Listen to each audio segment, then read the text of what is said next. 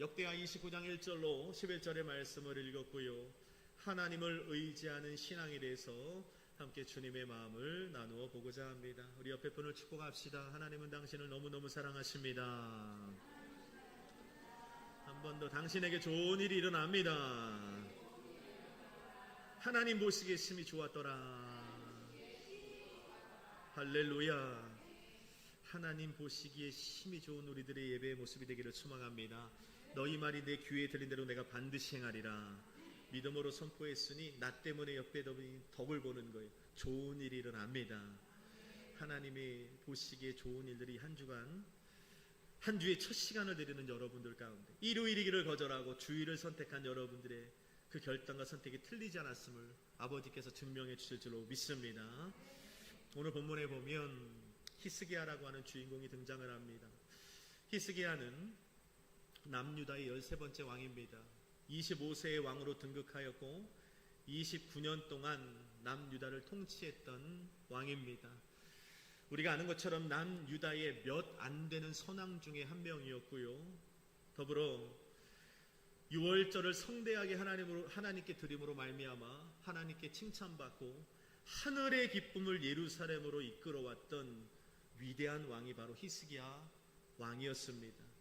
뿐만 아니라 그는 당대 최고 위대한 선지자 이사야 선지자와 함께 신앙생활을 했던 그런 왕이고 기도로 15년의 생명을 연장받았던 왕이기도 합니다. 또 기도로 아수르 사네립의 18만 5천의 군사들을 모두 무찌르고 기도로 승부를 보고 승리했던 그 위대한 왕이 바로 히스기야 왕입니다. 그래서인지 많은 사람들이 히스기야 왕하면 금수저 출신쯤으로 생각을 합니다. 많은 사실 히스기야 왕이 아버지 아기스 왕으로부터 나라를 물려받았을 때쯤에는 남유다는 사실 한마디로 파산 직전의 나라였습니다. 주변국들의 끊임없는 도발과 위협이 있었고 지속되는 전쟁으로 말미암아 경제는 몰락해버렸습니다. 아버지 아기스가 친아수르 정책을 피면서 도를 넘는 무리한 조공을 바침으로 나라의 국고는 완전히 바닥에 나고 말았습니다. 그렇게 성전이건 왕궁이건 관공서건 백성들의 거주지건 할 것 없이 남유다에는 멀쩡한 곳이 하나도 없었습니다. 그렇게 회생 가능성이라고는 단 1%도 없는 절망뿐인 소망을 잃어버렸던 파산 직전의 나라가 히스기야 왕국이었다는 겁니다. 그런데 놀라운 건 오늘 성경 말씀에 보니까 그렇게 소망 없고 절망뿐이고 회생의 가능성이랑은 단 1%도 없고 파산 직전의 나라였던 히스기야의 나라가 어떤 한 상황을 기점으로 이렇게 변화가 되었다. 이런 반전을 이루었다고 성경은 말씀합니다. 오늘 본문과 동일한 이 열왕기하 18장 7절은 이렇게 말씀합니다. 한번 같이 읽어볼까요? 열왕기하 18장 7절 PPT가 나와주셔야 되는데 제가 읽어드리도록 하겠습니다. 여호와께서 그와 함께 하심에 그가 어디로 가든지 형통하였더라. 아멘. 여호와께서 그와 함께 하심에 그가 어디로 가든지 형통하게 되었다는 거예요. 절망뿐이었던 나라가, 회생의 가능성이 없던 나라가, 소망 잃고 파산 직전에 머물렀던 그 나라가 여호와께서 그와 함께 계시니 그가 형통한 나라가 되었더라. 형통이라는 말을 영어 성경에 보니까 success라고 되어 있더라고요. 성공한 나라가 됐다는 거예요. 절망뿐이고 소망 없고 무기력하고 정말 주변국들이 시도 때도 없이 쳐들어왔던 주변국의 그런 동네 국가 같은 남유다가 파산 직전의 나라가 형통한 나라, 성공한 나라가 될 수 있었다는 거예요. 어떻게 그럴 수 있었을까요? 18장 7절 나왔나요? 네, 여기 상반절에 보니까 뭐라고 그랬어요? 한번 같이 읽어봅시다. 시작. 여호와께서 함께 하시니. 중요한 거예요. 여호와께서 그와 함께 하심에 형통한 나라가 된 줄로 믿습니다. 혹시 오늘 이 자리에 절망 안에 거하는 분들이 있습니까? 오늘 이 자리에 삶이 불통한 분들이 있어요? 불가능한 현실 앞에서 전전긍긍하는 분들이 있습니까? 소망을 잃었습니까? 파산 직전이에요? 무너지기 일보 직전입니까? 오늘 말씀의 해답을 보시길 바랍니다.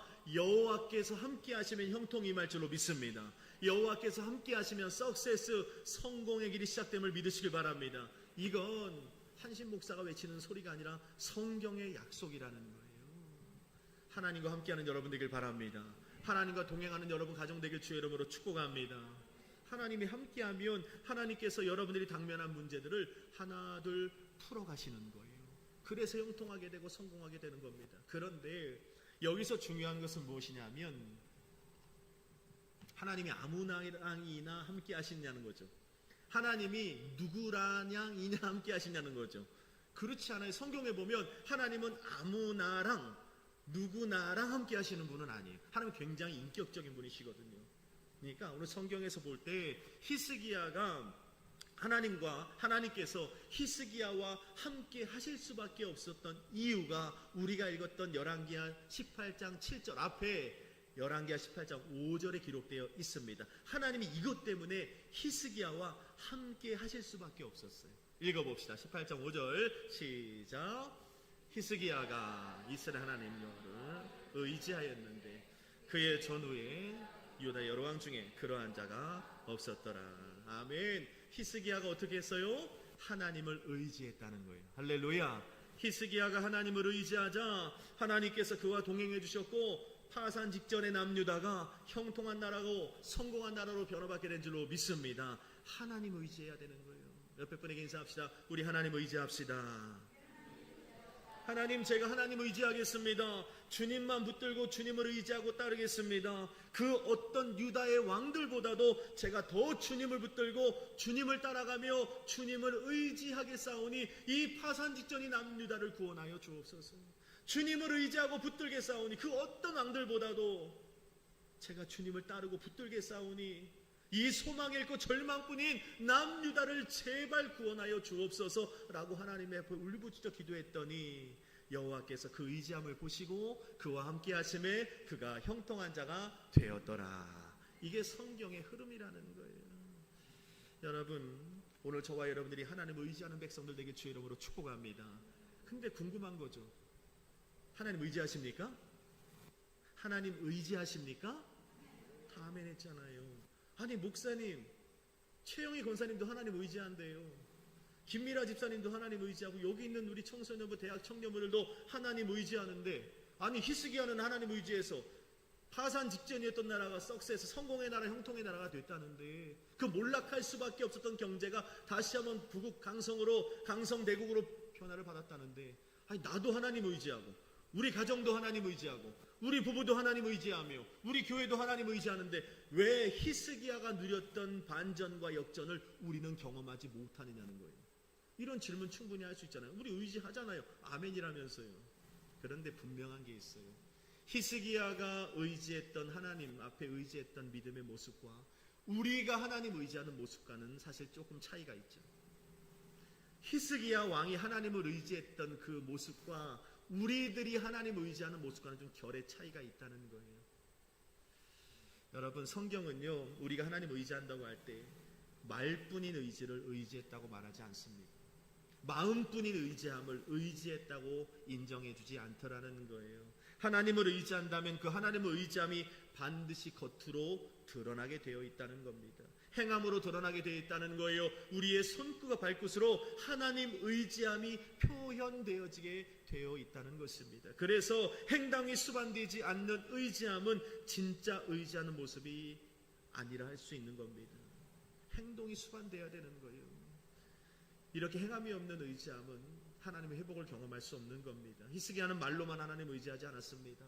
마음만으로 의지하지 않았다는 것입니다. 히스기야의 삶을 보면 하나님 의지하는 신앙이 손끝과 발끝으로 드러났다는 거예요. 하나님은 그 의지함을 인정해 주셨고 히스기야의 인생을 형통의 삶으로 역전시켜 주신 거예요. 그렇다면 구체적으로 히스기야가 하나님을 의지했다는데 어떻게 의지했을까? 우리가 어떻게 하나님을 의지해야 우리의 삶에도 놀라운 반전과 역사가 일어나는 것일까? 오늘 그걸 알아보자는 거예요. 우리가 어떻게 하나님을 의지해야 되는지.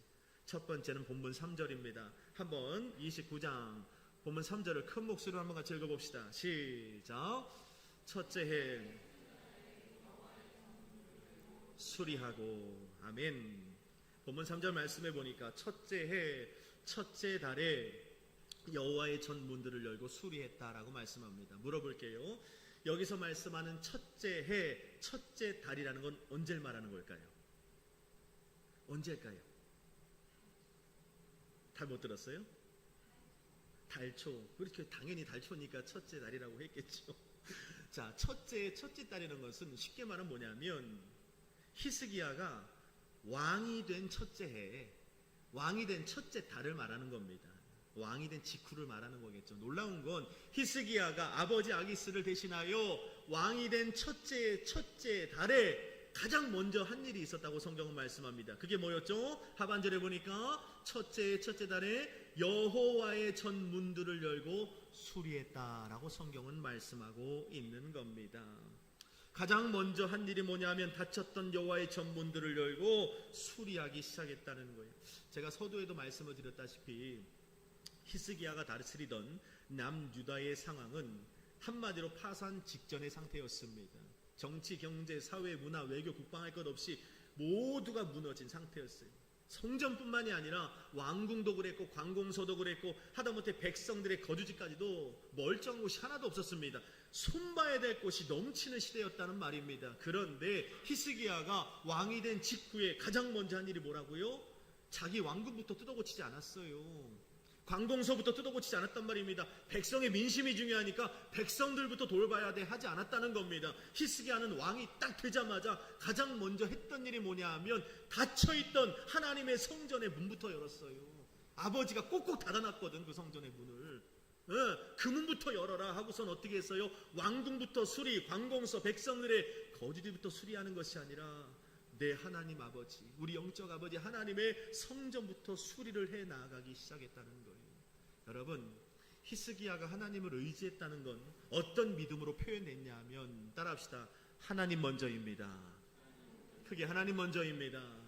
하나님 먼저의 신앙으로 표현이 됐다는 거예요.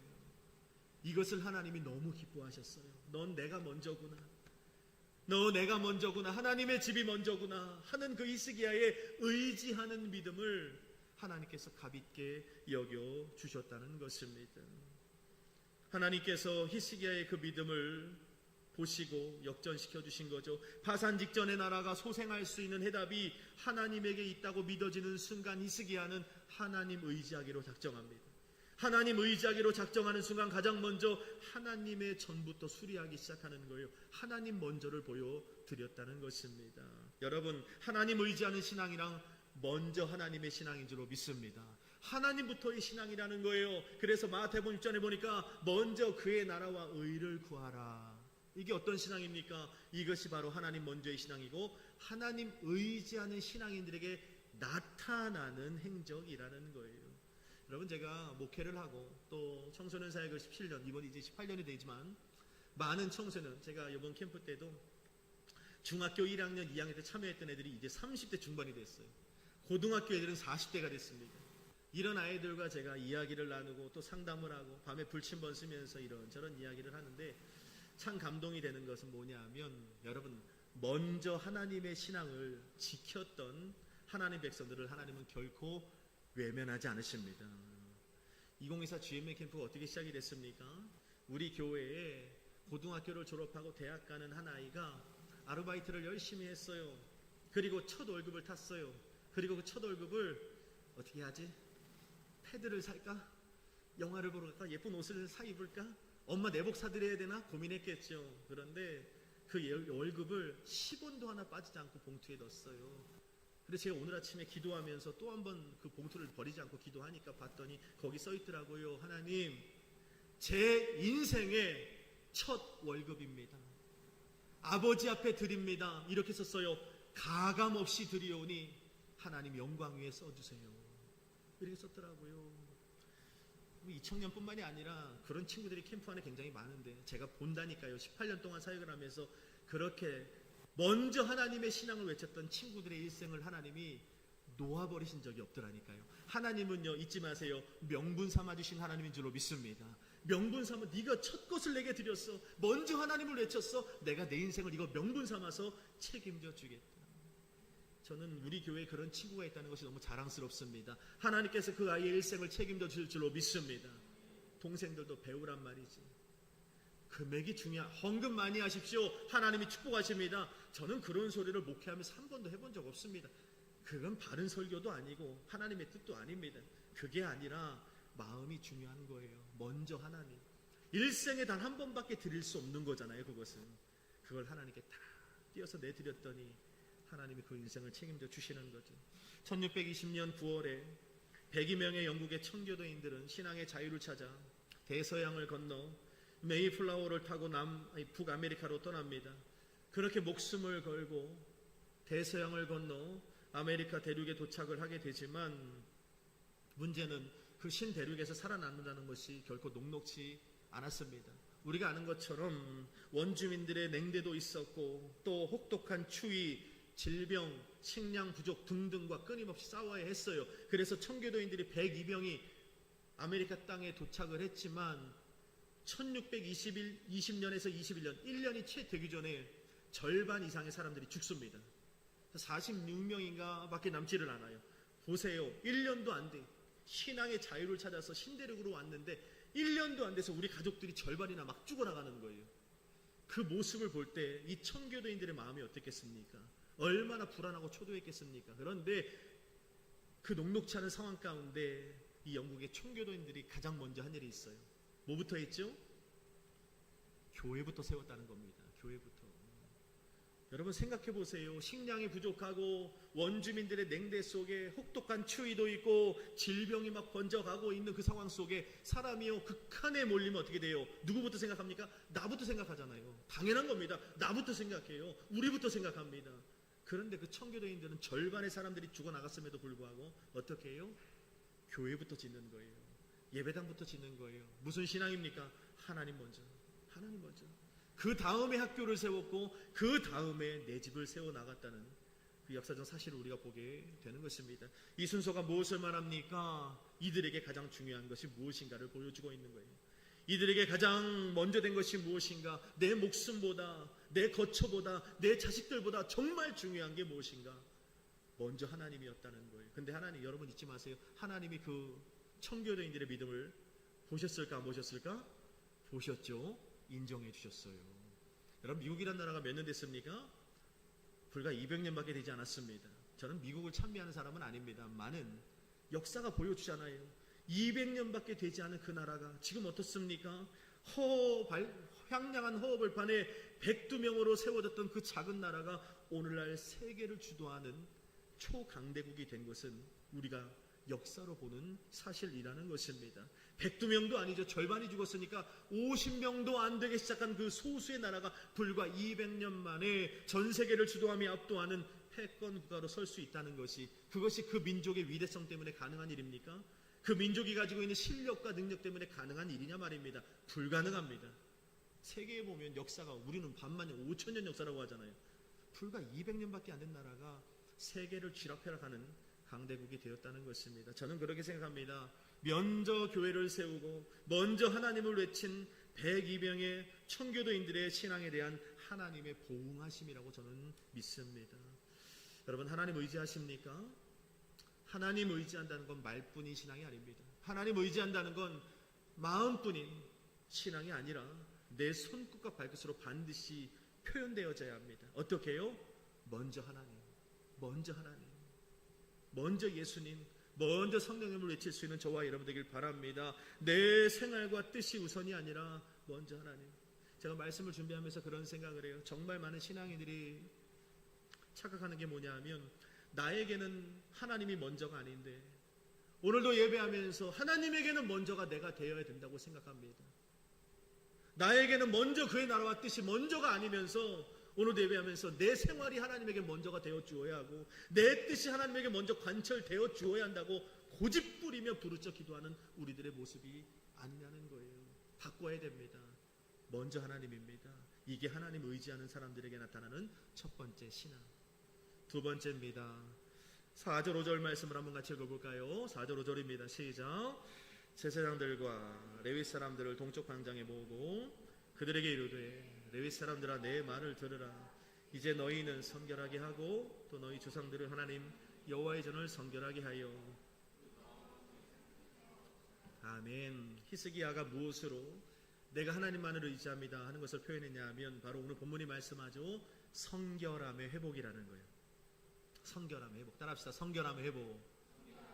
중요한 겁니다. 히스기야가 가만히 생각을 해봤어요. 성경에 나오진 않지만 제가 나름 생각한 본 겁니다. 히스기야가 가만히 생각해 보니까 하나님의 나라라고 하는 이 구별된 남유다, 하나님의 성민이라고 하는 남유다 백성들이 어떻게 이렇게 몰락할 수 있을까? 어떻게 이렇게 피폐한 삶을 살 수가 있을까? 어떻게 파산 직전까지 갈도록 하나님은 이들을 이토록 방치하고 계신 것일까라고 한 번쯤 히스기야가 생각해 봤던 것 같아요.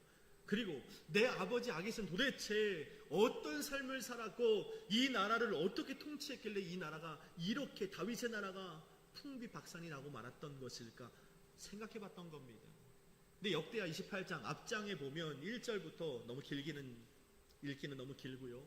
아버지 아기스가 어떤 삶을 살았고 남유다를 어떻게 통치했는지 아주 선명하게 기록하고 있습니다. 먼저 아기스 왕은요, 하나님 앞에 정직하지 않은 왕이었어요. 그리고 우상 숭배를 일삼는 왕이었습니다. 뿐만 아니라 흰놈의 골짜기에서 자신의 자녀들을 불살라서 화형으로 우상에게 제물로 바쳤던 왕이 바로 아기스 왕입니다. 여호와의 성전의 모든 기물들을 제거했고요, 우상을 분향하는 집기들로만 가득 채웠습니다. 남유다 백성들에게 하나님 여호와를 섬기지 못하도록 했고 분향하지 제사하지 못하도록 하며 우상을 제사하도록 하게 만들었던 왕이 바로 아기스 왕입니다. 그 외에도 엄청난 죄를 졌습니다. 히스기야가 생각해 본 거예요. 내 아버지가 어떻게 살았지? 그게 보이는 거죠. 아, 이렇게 살았구나. 유다 백성들이 어떻게 살았지? 아, 이렇게 살았구나. 이래서 하나님께서 하나님의 거룩한 나라 남유다와 남유다 백성들을 이대로 방치하고 두시는 거구나 라는 생각을 했던 거죠. 어떤 생각을 했어요? 아하, 죄 때문이구나. 아하, 우상숭배 때문이구나. 아하, 하나님의 집에서 분향 예배를 드려야 되는데 그곳에 우상의 신전을 세워서 우상에 분향했던 죄 때문에 하나님께서 남유다의 모든 부분들을 포기하셨구나. 이래서 나라가 망하는구나 라고 생각을 했다는 것입니다. 그렇게 깨닫게 된 히스기야는 아버지 아하스가 죽고 난 후에 아기스와 유다 민족의 죄악을 깨닫게 되었고, 이 나라가 회복하기 위해서는 성결의 회복이 있어야 된다라는 것을 깨닫게 되었다는 것입니다. 그래서 오늘 본문 4절 5절에 보니까 어떻게 말씀합니까? 제사장들과 레위인들을 소집하여 먼저 이렇게 말하죠. 영적 지도자 된 너희들부터 거룩해라. 영적 지도된 너희부터 성결해라. 그리고 나서 여호와의 성전을 성결하게 하고 성전에 더러운 것을 모두 없애라고 명령하는 거예요. 우리 먼저 회개하자. 우리 먼저 우리의 죄를 씻어내자. 우리 먼저 하나님 앞에 거룩하자. 그러면 하나님 우리를 회복해 주실 것이라. 여러분, 이 원리를 잊으면 안 됩니다. 먼저 거룩함입니다.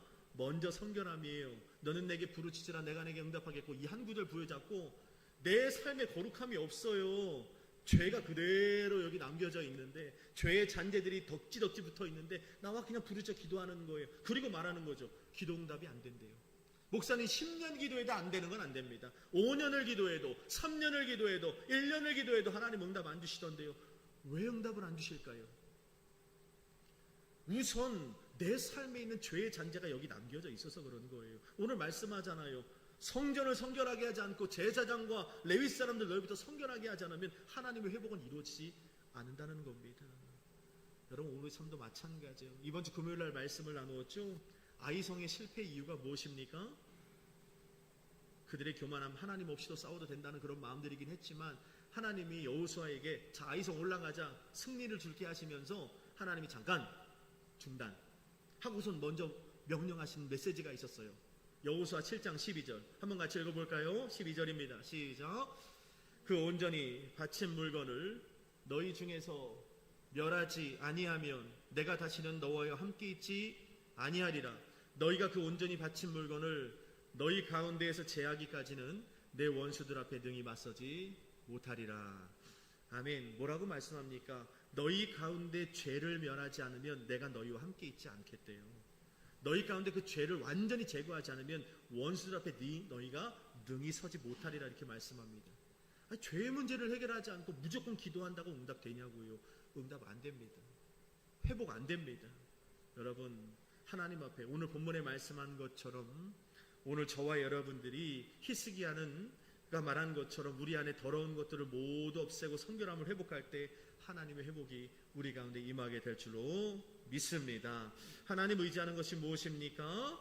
하나님 의지하는 것은 우리 안에 죄악들을 회개하고 죄악의 잔재들을 완벽하게 제거하는 그 모습이 진정 하나님을 의지하는 모습이 된다는 걸 우리는 잊지 말아야 됩니다. 마지막 세 번째는 11절 말씀입니다. 제일 중요한 말씀이에요. 읽어봅시다. 시작. 내 아들들아 이제는 게으르지 말라. 여호와께서 이미 너희를 택하사 그를 섬기며 분향하게 하셨느니라. 히스기야가 내가 하나님을 의지합니다 하며 보여드렸던 믿음은 바로 예배 회복입니다. 따라합시다. 예배 회복. 히스기야가 주변을 돌아봤더니 모든 게 다 무너진 거예요. 정치가 무너지고 경제가 무너지고 또 치안이 무너지고 또 모든 나라의 정사가 다 무너진 걸 보았습니다. 그런데 히스기야의 눈에 무엇보다 가장 강력하게 들어왔던 한 가지가 있었는데 그게 바로 뭐냐면 아하, 이 나라의 예배가 무너졌구나. 예배를 안 드린 게 아니에요. 예배를 열심히 드렸어요. 일삭, 대회, 성회, 이사야서 1장에 보면 안식일, 절기 다 지켰습니다. 그런데 문제는 그들이 무너진 예배를 드린 게 문제였다는 거예요. 아, 예배가 무너졌구나. 이스라엘 공동체는 누가 뭐라 해도 예배 공동체입니다. 애굽에서 출애굽할 때부터 하나님을 예배하게 하시기 위해서 그들을 구원해내셨다고 말씀합니다. 그래서 이스라엘의 정체성 자체가 예배입니다. 근데 그들 가운데 예배가 무너진 거죠. 히스기야가 보니 남유다의 예배가 무너진 것입니다. 예배로 구원받았고 예배로 부름을 받았는데 예배가 무너지니까 나라가 무너지는 거예요. 예배가 무너지니까 경제가 무너지고 예배가 무너지니까 왕권이 무너지는 걸 히스기야가 본 겁니다. 그러면서 아하, 예배가 회복돼야겠구나, 예배가 일어나야겠구나 라는 생각으로 그가 오늘 본문에 보니까 그를 섬기며 분향하라 이렇게 말씀합니다. 저와 여러분들이 마찬가지입니다. 여러분, 우리는 예배로 부름받은 자들인 줄로 믿습니다. 삶의 다른 것이 다 무너져도 예배만 안 무너졌으면 괜찮은 거예요.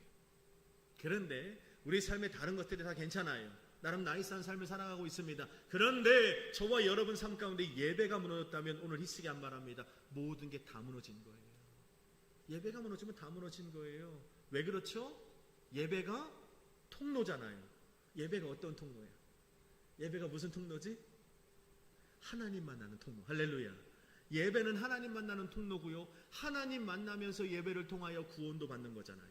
이 통로를 통하여 하나님 만나서 은혜도 받는 거고, 예배의 통로를 통해서 하나님 만나면서 회복도 되는 거고, 용기도 받고 치료도 받고 고침도 받고 문도 열리고, 아무도 아멘을 안 하지만 저 혼자 그렇게 될 줄로 믿습니다. 그런 거예요. 예배를 통해, 예배라는 통로를 통해 하나님 만나고, 그 하나님 만나야 회복과 치유와 고침과 이런 놀라운 역사들을 경험하는 거예요. 근데 예배가 막히니까 하나님 만나는 통로가 막히고, 그러니까 구원의 감격도 없고 영혼의 만족도 없고 삶의 기쁨도, 메인 것들의 풀어짐도, 결박된 것들의 끊어짐도, 모호하고 답답한 것들의 열림도 없는 거예요. 예배를 드려도 결핍도 해결되지 않고 마음의 평안도 없고 질병의 치유도 경험하지 못하게 되는 거죠. 예배가 막혔다는 건 하나님으로부터 오는 은혜의 통로가 막혔다는 겁니다. 예배가 무너졌다는 건 다 무너졌다고 해도 과언이 아닌 거예요. 여러분, 예배가 살아야 됩니다. 예배가 살아야 됩니다. 여러분, 살기 원하십니까? 회복하기 원하십니까? 혹시 이 자리에 절망뿐이고 가능성 없다고 생각하시는 분들이 있다면 예배부터 점검하시길 바랍니다. 예배만 열려 있으면 괜찮습니다. 하나님이 열어주실 줄로 믿습니다. 질문할게요. 마지막으로, 여러분 예배는 안녕하십니까? 예배가 정말 하나님 만나는 통로가 되고 있습니까? 이 시간에도 주님을 만나고 주님이 공급하시는 무언가를 받고 계십니까? 그러면 괜찮습니다. 그런데 예배를 드리는데도 뭔가 주어지는 게 없고 답답하고 막막하고 모호하다면 반드시 회개하고 돌이켜 예배를 열어야 됩니다. 중요한 겁니다. 하나님의 임재는 그냥 이루어지지 않아요. 출애굽기 19장에 제가 늘 우리 성도님께 말씀드렸죠. 하나님의 임재는 성결하고 준비하고 기다려야 된다고 말씀합니다. 예배는 성결하고 준비하고 기다리는 예배가 되어야 합니다. 그냥 와서 앉아있는 예배, 하나님의 임재를 경험할 수 없어요. 이런 예배가 어려서부터 습관이라 습관되면 큰일 납니다. 하나님 앞에 우리 드려지는 예배가, 예배의 시작은 언제부터입니까? 내 가정에 있는 가축대를 돌아다니며 가장 기름진 가축을 잡을 때부터 예배의 시작이라고 우리는 배웠잖아요. 예배의 시작은 언제예요? 어저께 저녁에, 토요일 저녁에 내일 교회 가서 은혜 받아야지 하는 시간부터 예배의 시작인 거예요. 맞죠? 그래서 저희 가정에도 어저께 밤 10시마다 저희는 모여서 예배를 드립니다. 내일 주일날 가서 예배 드릴 텐데 은혜가 넘치게 하나님의 나라가 임하게 우리 함께 기도하자 하고 오는 거예요. 여러분들은 어저께 밤에 뭐 하셨습니까? 어젯밤에 무엇을 하셨습니까? 정말 예배를 기다리며 준비하고 고대하는 마음으로 어젯밤을 보내셨습니까? 하나님께서 분명히 나를 기다리고 준비하고 성결함으로 나와야 나의 임재를 경험할 수 있다고 준비시키셨단 말입니다. 어젯밤에 무엇 하셨습니까? 어떤 분들은 밤새 넷플릭스, 유튜브 영화 보다가 부시시한 모습으로 나와서 예배드립니다. 우리 그거 예배 아니잖아요. 우리 그렇게 예배 배우지도 않았잖아요.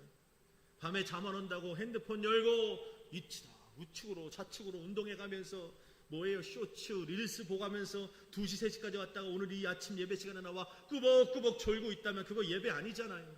우리 그렇게 안 배웠잖아요. 찬송을 부르는데 밤새도록 이명웅이 노래 만들어서 이게 찬송가인지 이명웅이 노래인지 막 여기서 오버랩이 돼가지고 막 헷갈리고 이거 예배 아니잖아요. 밤새 롤 돌리다가 게임하다가 이 앞에 나와가지고 그냥 앉아있는 거예요. 그런 예배 아니잖아. 우리 그런 예배 가르치도 않았고 그런 예배 하나님 앞에 드리면 안 되잖아요. 여러분, 우리 하나님은 우리가 그렇게 허접하게 대우해 드려도 되는 분이 아니잖아요. 앞에 앉혀놓고 딴 생각해도 되는 분 아니잖아요. 우리 그렇게 배우지 않았잖아요. 나와준 것만으로도 다행이라고 생각으로 앉아있어도 되는 그런 분 아니란 말입니다. 우리 하나님은 우리를 위해서 아들 독생자 예수를 내어주신 분 아닙니까? 지금도 말하시면 탄식으로 여러분들을 위해서 눈물 뿌리며 통곡하며 친히 간구하시는 보혜사가 우리 하나님 아니십니까? 사랑하는 사람 만나고 나서요 헤어질 때 어떻게 해요? 하루 종일 데이트해놓고선도 헤어지고 5분도 안 돼 전화하잖아요. 할 말이 더 있는데 우리 언제 보지? 언제 또 보지? 사랑하면 그래요. 그런데 이상하게 우리는 예배 끝나고 나면 어때요? 피곤하다 그래요. 사랑하는 하나님 안은 예배 끝나고는 막 지쳤다 그래요. 예배 끝나고는 빨리 쉬어야 된다 그래요. 여러분, 하나님이 그 의도를 모르세요. 그 마음 모르. 나를 사랑한 다음에 나와서 예배 드리고 나 만나고 돌아가는데 왜 지치고 왜 피곤하고 왜 그렇게 힘들어할까? 하나님 가슴이 찢어진다니까요. 친구 만나 친구보다도 못한 하나님, 사랑하는 연인보다도 못한 하나님이 되어서 애쓰겠습니까? 이 마음을 고쳐야 돼요. 하나님 앞에. 하나님 우리 의도와 마음을 다 알고 계신 하나님입니다. 그 하나님 말씀을 정리합시다. 히스기야는 파산 직전에 나라를 물려받았지만 그 나라는 형통한 나라가 되었습니다. 어떻게 해요? 하나님 의지함으로. 먼저 하나님의 신앙, 성결함의 회복의 신앙, 예배 회복의 신앙. 우리 이 신앙을 이 한 주간 쉽진 않겠지만 한번 도전해 봅시다. 그러면 하나님께서 그 의지함을 보시고 저와 여러분 삶 가운데 놀라운 회복과 형통과 더불어서 성공의 은혜를 허락하여 주실 줄로 믿습니다.